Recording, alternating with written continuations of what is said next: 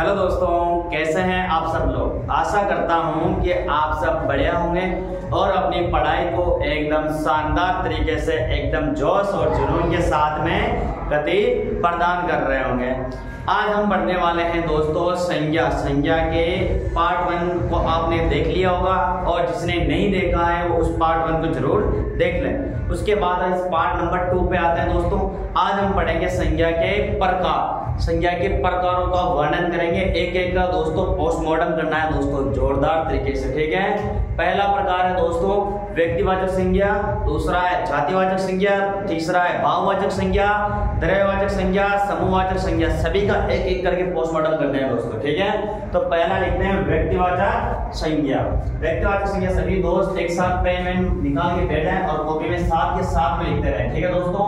पहला लिखिए दोस्तों व्यक्तिवाचक संज्ञा। व्यक्तिवाचक संज्ञा शानदार तरीके से पढ़ना है दोस्तों। व्यक्तिवाचक संज्ञा लिखो। वह संज्ञा जिसमें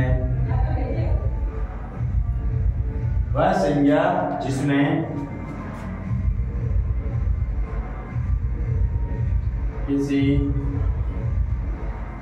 व्यक्ति, वस्तु, स्थान,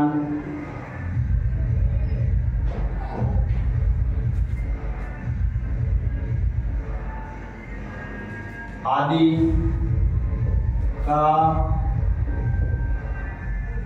बोध होता है उसे कौन सी संज्ञा कहते हैं? व्यक्तिवाचक संज्ञा कहते हैं। जैसे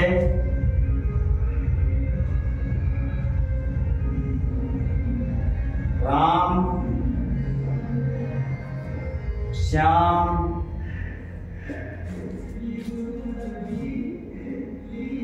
दिल्ली, जयपुर आदि। एक बार सभी दोस्त लिख लें। व्यक्तिवाचक संज्ञा वह संज्ञा जिसमें किसी व्यक्ति, वस्तु, स्थान आदि का बोध होता है उसे कौन सी संज्ञा कहते हैं? व्यक्तिवाचक संज्ञा कहते हैं। जैसे राम, श्याम, दिल्ली, जयपुर। किसी व्यक्ति का नाम है राम, किसी व्यक्ति का नाम है श्याम और किसी स्थान का नाम है दिल्ली और जयपुर, ठीक है दोस्तों। आगे बढ़ते हैं। व्यक्तिवाचक संज्ञा के बाद में अब हम पढ़ेंगे दोस्तों जातिवाचक संज्ञा के बारे में। तो जातिवाचक संज्ञा लिखें। जातिवाचक संज्ञा बहुत बढ़िया दोस्तों। इसी प्रकार अपने लक्ष्य की तरफ बढ़ते रहे दोस्तों, एक ना एक दिन आपको वो मुकाम हासिल हो ही जाएगा दोस्तों, ठीक है। जातिवाचक संज्ञा में लिखें वह संज्ञा जिसमें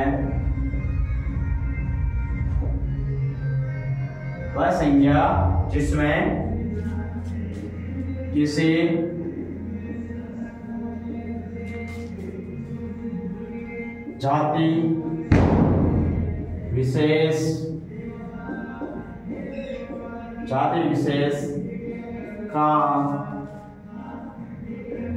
जाति विशेष का बोध होता है उसे कौन सी संज्ञा कहते हैं? जातिवाचक संज्ञा कहते हैं। जातिवाचक संज्ञा में जैसे जातिवाचक संज्ञा पूरी जाति का बोध कराए। जैसे मैं लिख दूं गाय, भैंस, कुत्ता, नदी आदि। इधर देखें, गाय जातिवाचक संज्ञा वह संज्ञा जिसमें किसी व्यक्ति विशेष का बोध होता है, जाति विशेष का बोध होता है उसे कौन सी संज्ञा कहते हैं? जातिवाचक संज्ञा कहते हैं। जैसे गाय, भैंस, कुत्ता, नदी आदि। गाय, गाय पूरी जाति का। एक को गाय कहते हैं क्या, दूसरी को भैंस कहेंगे क्या, सभी गायों को गाय कहेंगे ना, तो पूरी जाति का बोध हो जाता है इससे, ठीक है। पूरी गाय जाति, जितनी भी गायें हैं पूरी को गायें कहेंगे। भैंस है, सभी को भैंस ही कहेंगे। एक भैंस को दूसरी भैंस, दूसरी को दूसरी भैंस थोड़ी कहेंगे, सभी को भैंस ही कहेंगे। और सभी सभी कुत्ते होते हैं डॉग, सभी को डॉग ही कहेंगे, सभी को कुत्ते कहेंगे। और नदी, सभी को नदी कहेंगे, क्या कहेंगे, नदी। उसके नीचे नोट लगा के लिखिए दोस्तों, नोट।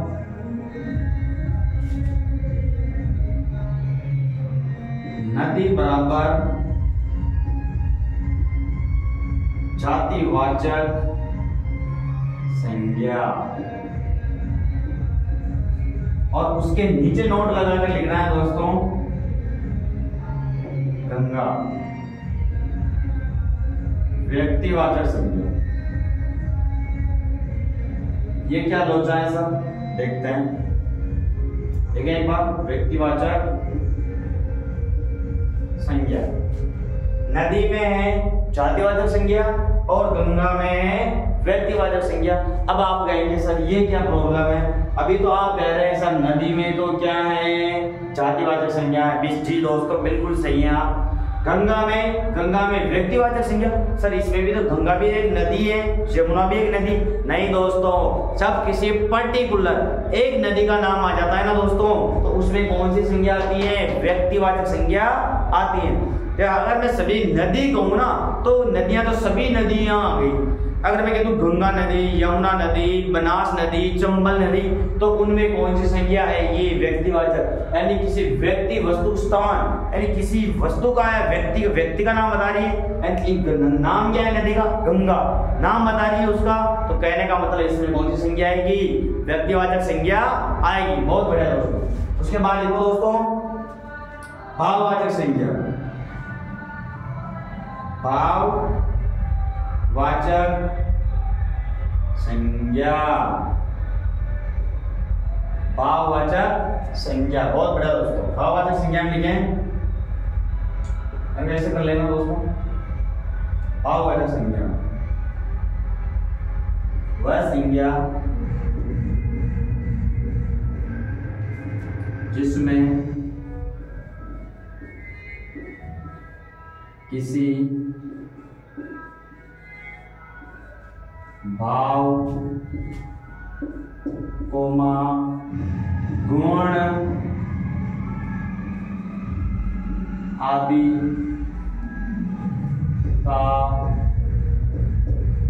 आदि का बोध होता हो, उसे कौन सी संज्ञा कहते हैं, भाववाचक संज्ञा कहते हैं। इधर देखिए सभी दोस्त, वह संज्ञा जिसमें किसी भाव, गुण आदि का बोध होता है, यानी किसी के भाव, गुण आदि का बोध होता है ना, उसे कौन सी संज्ञा कहते हैं, भाववाचक संज्ञा कहते हैं। कैसे दोस्तों, इधर देखें, जैसे क्रोध, घृणा, प्रेम आदि। एक बार सभी दोस्त इसको उतार लें और उसके बाद मैं आपको समझाता हूं। इधर रह गया क्रोध, घृणा, प्रेम। प्रेम, क्रोध, घृणा। क्रोध, अपने को कभी गुस्सा आता है तो ये अपने अंदर भाव आता है, क्या आता है, भाव, इसे कोई और फील नहीं कर सकता। और अगर अपने अंदर प्रेम है, लव है, प्रेम है, तो इसको भी अपनी महसूस कर सकते हैं, कोई और महसूस नहीं कर सकता है। आपके मन की बात को कोई नहीं पहचान सकता है कि आपके मन में अभी क्या चल रहा है दोस्तों, ठीक है। और आपको वो मुहावरा भी याद ही है, उड़ती चिड़िया को पहचानना, यानी मन की बात को जान लेना, ठीक है दोस्तों। अब अपने व्यक्तिवाचक संज्ञा, जातिवाचक संज्ञा, भाववाचक संज्ञा, तीनों मेन संज्ञा जो मुख्य संज्ञा होती है दोस्तों, वो कंप्लीट हो चुकी है। अब मैं व्यक्तिवाचक और जातिवाचक को मिटा रहा हूं। जिन्होंने नीचे वाला नहीं लिखा है वो नीचे वाला लिखे तब तक दोस्तों, ठीक है।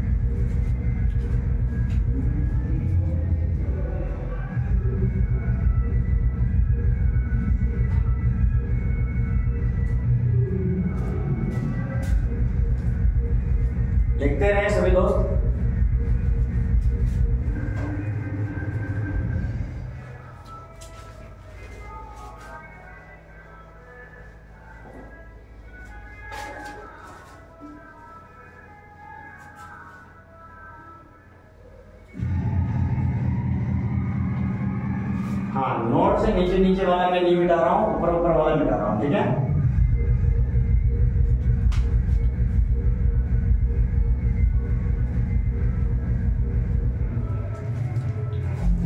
फटाफट लिखा करो दोस्तों। अब हम बात करते हैं 4 नंबर संज्ञा के बारे में। कौन सी है 4 नंबर संज्ञा? देखिए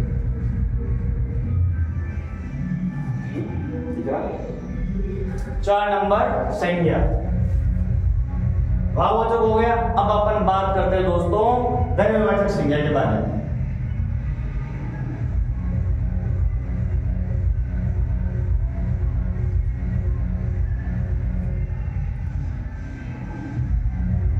द्रव्यवाचक संज्ञा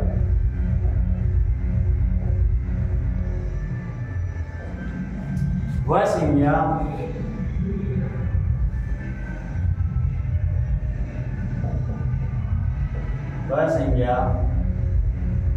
जिसमें किसी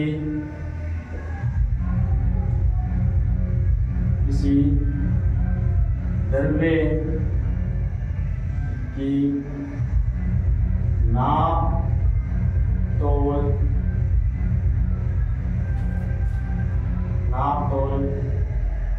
आदि का बोध होता है, उसे कौन सी संज्ञा कहते हैं? भाववाचक संज्ञा, सॉरी द्रव्यवाचक संज्ञा। कौन सी संज्ञा कहते हैं? द्रव्यवाचक संज्ञा।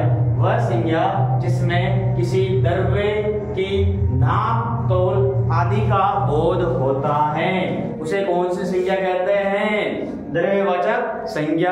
जैसे मैं आपको बताऊं, जैसे मैं लिखे हैं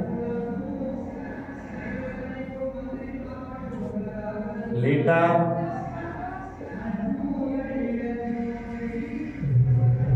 किलोग्राम आदि। जैसे किसी तरल पदार्थ को अपन किस में तोलते हैं? लीटर में नापते हैं। और किसी वजनदार चीज को अपन किस में नापते हैं? किलोग्राम में तोलते हैं। तो उसका वजन, ठीक है, उसे कहते हैं द्रव्यवाचक संज्ञा। उसके बाद ये दोस्तों लास्ट संज्ञा बच गई, उसका प्रकार है समूहवाचक संज्ञा। कौन सी संज्ञा दोस्तों? समूहवाचक संज्ञा। तो लिखे सभी दोस्त, वह संज्ञा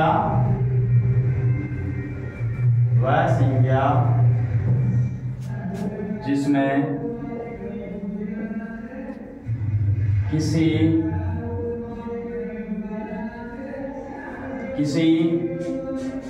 दल या समूह आदि